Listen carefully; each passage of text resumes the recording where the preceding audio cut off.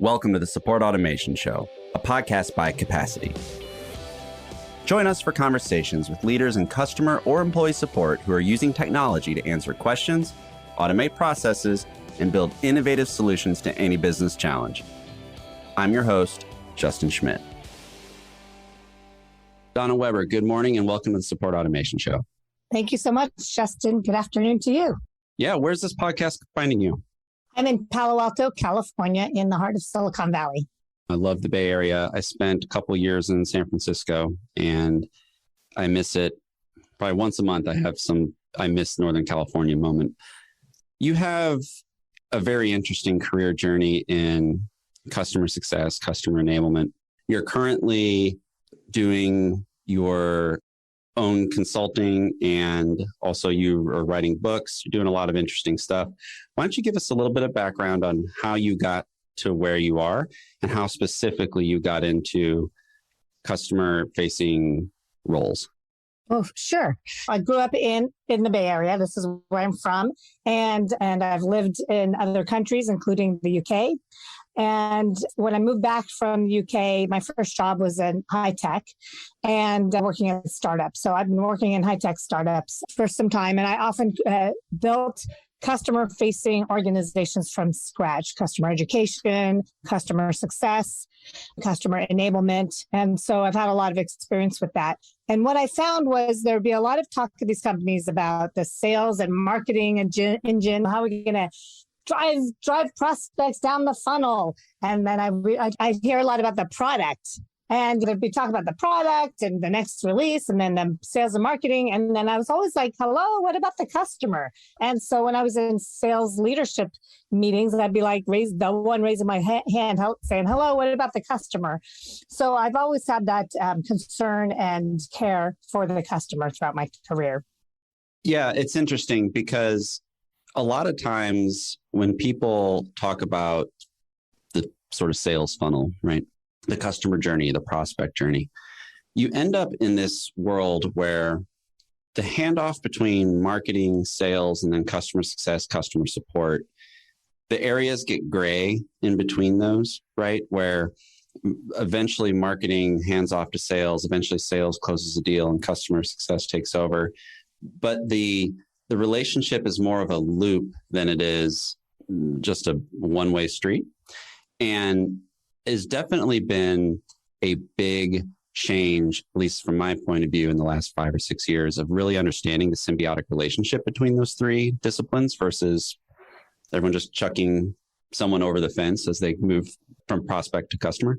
And it's very exciting because it means that there's a lot of innovation, there's a lot of business process, a lot of education happening in this space.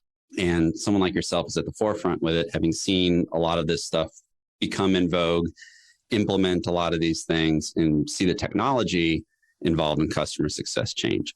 So that's where I want to start this interview, which is where I start every interview. And that is, when you hear the phrase support automation, what does it mean to you? Support automation means to me delivering the right touch to the right user at the right time. And it may be a digital touch in the sense it's automated because it's digital, but it may be a higher touch, but it's automated in the sense that it's orchestrated, that it's really baked into a process. Yeah.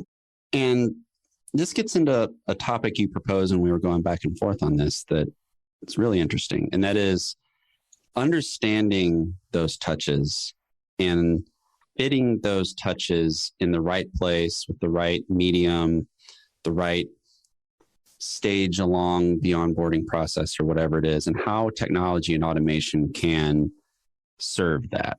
If you don't mind, double click on that a little bit for me and help me understand how you look at where technology can help deliver onboarding in a low touch and digital approach. Yeah, absolutely. I'll share some examples of companies I've worked with. Yeah. I have an onboarding fast track, and I've worked with some. These examples both come from big data platforms. They're different companies, but one of the platforms we're building out a completely self-paced tech touch, digital touch onboarding for 50% of their customers. So it wasn't for just one small segment. Right. So the goal is that it's a digital journey However, when I interviewed internal teams and I interviewed customers of this company, I kept hearing them say over and over, well, we need to be able to ask questions and we need to be able to get answers because their platform is very complex. It's data scientists, data analysts, data admins. And when I interviewed customers and I learned from them, tell me about a great experience you've had with another vendor. One of them shared about having in-app chat. So we're building out this self-paced journey, but this is providing a high touch moment within that journey to deliver to maybe somebody's confused or there's two paths to go down and they can be really clear. They can ask they can ask the question they need at the moment so they can continue on the journey and reach their goals, ideally with less support from the team. So that's where we have an automated journey, but a high touch moment. And is the goal to approximate the manual way of doing this, where you're having, phone conversations or Zoom calls as we do in these modern times? Or is it to maybe approach it entirely differently, but maybe the outcome is the same? You know what I'm saying? Like, it's a lot of times technology comes into place to try to recreate some real life environment versus same and different means. Yeah, they had a trial to conversion journey, which was really not working. I think 75% of people were dropping off pretty early. And part of the challenges I went through the process myself, and one of the challenges with that was you might land somewhere and there's, here's 4 links for information. And I'm like, I don't want 4 links. Just tell me what I need to do next. They integrate with AWS, Amazon Web Services, and Azure, for example. And then there might be, if I'm using my Azure platform, then there's a place where I would land in the all of Microsoft everything learning library. That doesn't help me, Right. So you need to know when you're using automation who your user is. Are they an admin? Are they an analyst? Are they a scientist? Are they a business user? Are they an executive? So you need to know the persona, and you need to know what behavior that you're trying to drive. So you don't just give them a lot of information. That doesn't help anyone. So then you need to provide the right content or the right experience for the right persona at the right time along their journey. That's what's key. So then you're making that a seamless journey, and then it can be automated. But it feels personalized. It's not just, I just got to figure this out, or they don't get me. It still can be a personalized journey, but it's automated. And then as appropriate, a higher touch moment to really deliver or drive some behavior. Yeah. That's a great way of putting it, in that you save your human touches for the most important parts of that journey. You have a book you wrote, Onboarding Matters. Love the cover art, by the way. Thank you. Yeah, I'd like all the loops, the sort of triple infinity thing there. In it, you mention this concept of orchestrated onboarding. And I'm curious, from your perspective, onboarding versus the ongoing management of the customer relationship. Maybe if you can speak a little bit about what it is about the onboarding section of that relationship specifically that has such power, and maybe one little takeaway for people on the larger concept of orchestrating that onboarding. Okay, great. So the orchestrated onboarding framework is based on the fact that not all customer interactions have equal importance, have equal weight. So I think a lot of customer-facing teams think I'm managing an account and I have to do all these touches along the journey, and that they're equal in the way that the customer perceives them. But as you and I know, first impressions matter. And even though we might be dealing with a big multinational, multi-billion-dollar company, the reality is that we're still dealing with people. And when we first interact with someone, the limbic brain gets involved, and that deals with feelings. And we go into are we safe? Can we trust this person? We go into fear and doubt. And even though your customers might seem rational and logical, the reality is that most people go to the negative. That's just our natural reaction, because we're always looking or scanning the environment to make sure we stay safe. So if you do not deliver a positive experience immediately, that customer is going to start dwelling in fear and doubt. They'll start spinning, ruminating, creating stories. Probably, how often do you create awesome stories? Usually we worry, right? I don't know about you, but I'm always like, I'm worried about this word, And Mark Twain said, famous quote, "I'm an old man who's had many worries, but most of them or many troubles, but most of them have never happened." So we worry. So if you're not engaging a customer immediately, they're going to start worrying, wondering, did I make the right decision? What's going to happen next? Where are we going from here? So you need to really jump in there and deliver a value moment immediately. So I was telling you about two big data platforms. The second one, they have a very high touch. They're working with very technical success managers, data scientists. But then we deliver an automated moment right at the beginning when the deal closes, a welcome email. Mm-hmm. So now, hey, this is what's coming. Welcome. Maybe it has a photo of the technical success manager. So there's a technical moment so that you engage them immediately and you're not waiting 2 or 3 weeks for your first meeting with your TSM.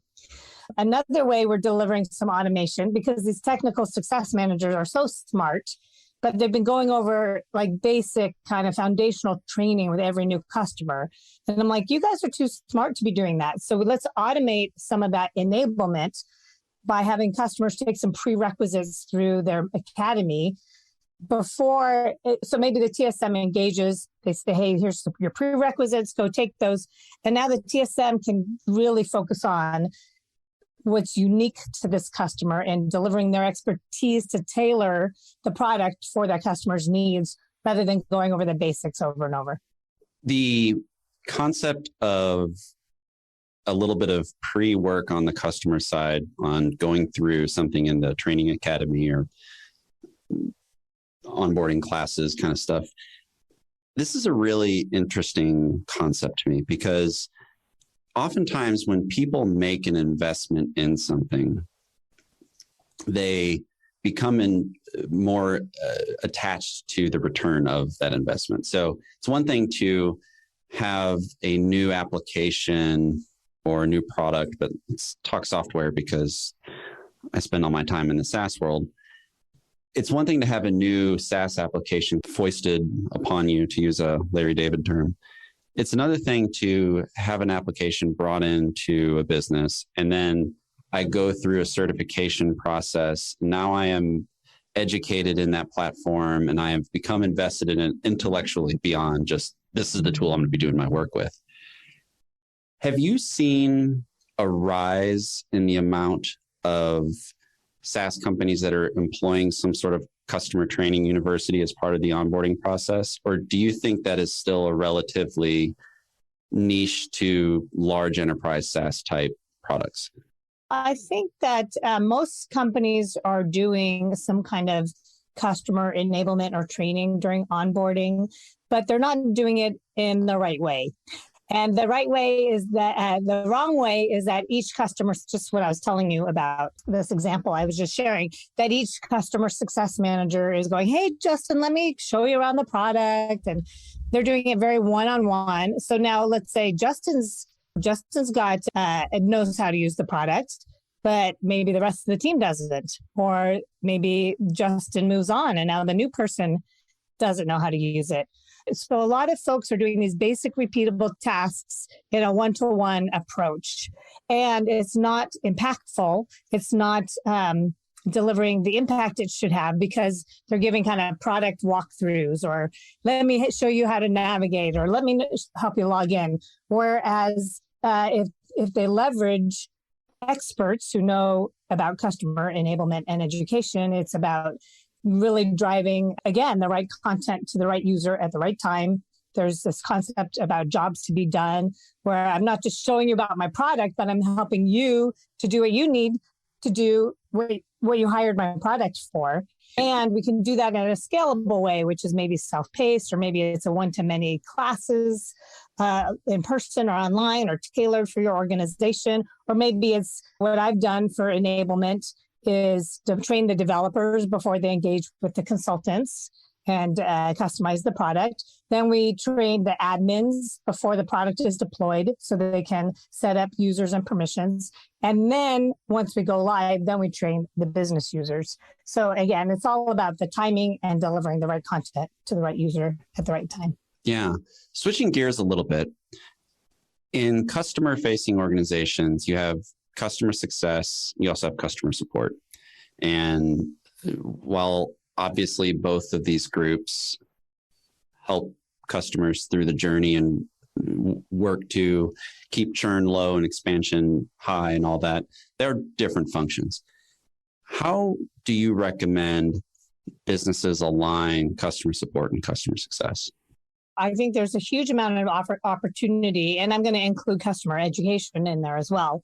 So for example, you might have, or rather than support is answering the same questions over and over, can they point users to some existing content or courses that they can, so that there's that answer.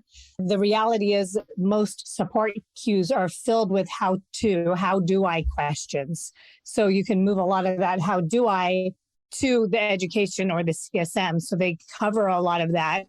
And so support can really be about helping users do more complex things than, again, these basics over and over. So the CS and CE and support organizations can really align around that so that they're driving users down a journey.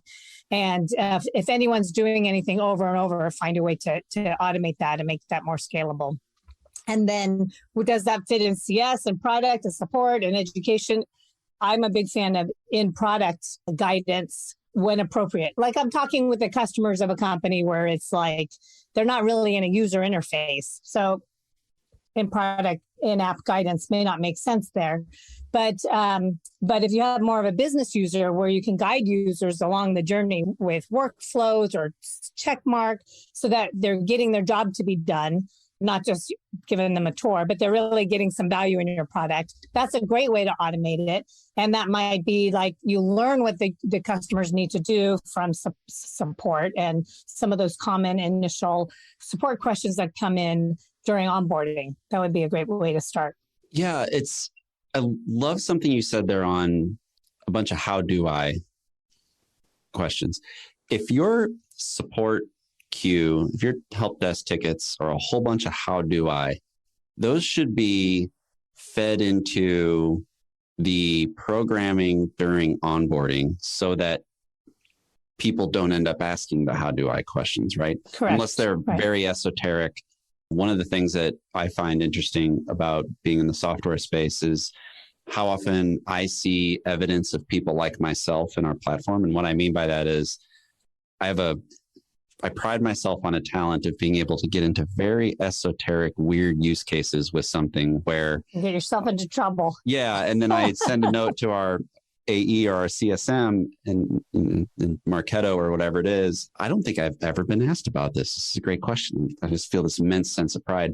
But your support queue should be full of those kind of questions, not how do I reset my password, right? For example, when I worked at a company, what I found, and I find this often, customer success managers they're not being proactive enough. They're going, hey, Justin, what do you want to do? Whatever you want to do, well, I'll make that happen. Instead of giving the guidance and being proactive in prescription, like, hey, Justin, this is what you need to do so that you get the most value from our product. And I found at my prior company that we kind of let customers fend for themselves, and then they'd end up in these dark holes or these dark alleys, lost and confused. And then support would have to dig them out. And it was like, how the hell do you get down there? So I believe that when we have an orchestrated onboarding process where we're driving customers to value, to milestones, and not hoping they get there, then we keep them out of those dark alleys in the first place. And guess what? They're going to log a lot less support tickets. And those support tickets might be, great, I got to that initial value. How do I get to the next level? Or I want to tweak it just this way, rather than just, wandering off in the dark and lost. Yeah, you should never want your customer to end up like the dog who lost his toy behind the couch or something and he can't get to it. And you're like, how did you get that back there? He just looks at you like, please just get me my ball. Switching gears again a little bit, and I want to be respectful of our time. So when I think about technology and support automation and how these things have evolved throughout the evolution of the customer journey, I really get excited about what is happening now and what's going into the future. When you think about the future of AI, technology, and the promises it can bring in customer success, what gets you excited the most? You mentioned Marketo earlier, and Marketo was instrumental in defining this world of marketing automation. And Salesforce was instrumental in really getting the sales journey defined. And then with those tools, the buyer's journey or the sales funnel have become this very data-driven and content-driven journey, often automated, right? With the right higher touch moment at the right time. And what I get excited about is seeing the opportunity for the post-sales customer-facing teams to create that alignment and that kind of journey post-sales. Because right now, the deal closes and then often companies use hope as a strategy. And oftentimes those customer-facing teams are in silos and they're starving for data. They don't have that data-driven journey. So yeah, the data is going to help us deliver the right, as I've said many times, the right touch at the right moment, at the right time for the right user. And then ideally we get these, all the systems aligned. Because right now we've got CRMs, we've got customer success platforms, we've got support tools. There's a new domain of onboarding tools, but it really needs to be aligned so that everyone's working together for the customer. That's where I see the gaps are. That's where I see we're going. It's exciting. We're in this maturing industry, and sales and marketing teams used to be very siloed and attacking each other. And now they work together to really, they create this journey, and they really know what's happening every moment along the journey. And that's where we need to be on the post-sales customer-facing side. Yeah. I liked your comment there too about really understanding how all the different tools fit together. You could have a CRM, a marketing automation platform, a customer support platform, a customer success platform, and all four of those can send an email to somebody if you want them to, right? Exactly. So in a world where kind of you have all these tools sort of getting into each other's territory, so to speak, on feature and function, it becomes really important to design the jobs, design your team, design your processes so that you don't get caught in this tool lust, for lack of a better word, on buying a bunch of different stuff and trying to stitch it together. And then the next thing you know, you've got 17 different apps that can send an email. This has been a great conversation, Donna, and I really appreciate your time. To wrap up, I want to do our famous quick fire round that people who've listened to more than one episode of this know that every episode I could try to come up with some way to brand this last segment, but I just can't get it. And maybe the fact that it isn't branded is the brand, but other than your own book, which is obviously one that you'd recommend people read, Onboarding Matters, How Successful Companies Transform New Customers into Loyal Champions. Other than Onboarding Matters, what's a book that you recommend to people the most? Oh, can I give two? Absolutely. You can give as many as you want. One is it's Deep Work by Cal Newport. Mm-hmm. And it's all about really allowing ourselves the time to shut down distractions and do some focused work, which is so, one, productive, but two, very nourishing for the brain and body. And that was instrumental in helping me write my book. And the other, so I'm a big fan of Cal Newport. And the other is for women, for female leaders, is the book Playing Big by Tara Moore. It really helps women to step into what is playing big for them and owning their dreams more than their fears. That's awesome. I love that. In terms of, you mentioned the deep work, I bet you have come across hundreds, if not thousands, of productivity tips, hacks, tricks, tools, methods, etc.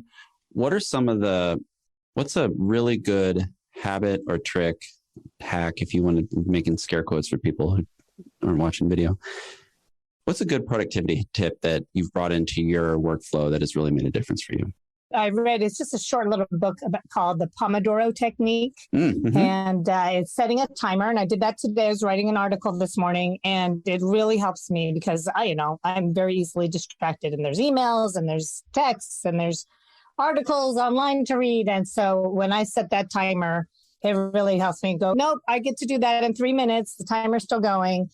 So today I set my timer for 25 minutes to write. And then guess what? I got in my zone, I hit my flow, and then I wanted to keep going. Yeah. So that timer, you can download free timers, or you can buy one to sit on your desk. But it just really helps me go, this is what I'm doing for the next, it might be 10 minutes, might be 15, it might be 45. It doesn't matter. But it really helps me to go, this is my focus for now.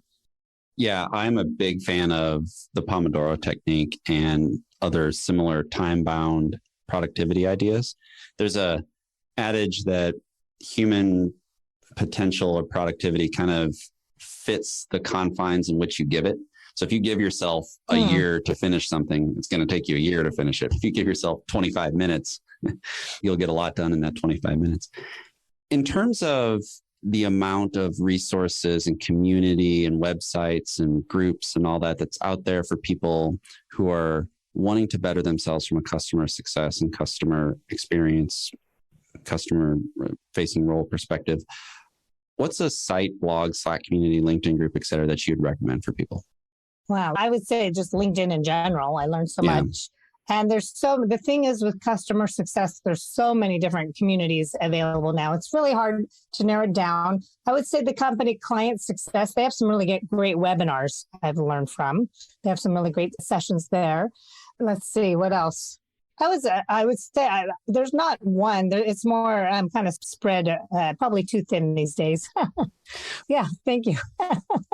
No, it is. You've got some great blogs and past webinars you've done and video, all sorts of stuff on there. That's a resource I'd recommend anybody check out. Thank you. Last question for you, Donna. You can take anyone out from a business leader or someone that inspires you for either a coffee or a cocktail, depending on the time of day. Who is it? I'm going to go with Ed Powers. So he's a colleague, customer success leader who enlightened me about the neuroscience of customer onboarding.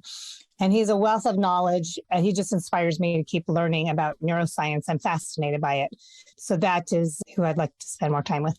There's a extremely valuable link between psychology and neuroscience, the way the brain works, and the way customers and businesses should interact. That is, we abstract a lot of those learnings into business books and master classes or whatever, but the fundamental understanding of the brain and how it reacts to certain things is super valuable for people in our position, because you get the fundamental reason why people are delighted or frustrated or whatever it is. Mm-hmm. So love it. Donna Weber, this has been an amazing conversation. Thank you so much for your time. For those out there listening who are wanting to read more about you, interact with you, et cetera, what websites, social media handles, et cetera, should they visit?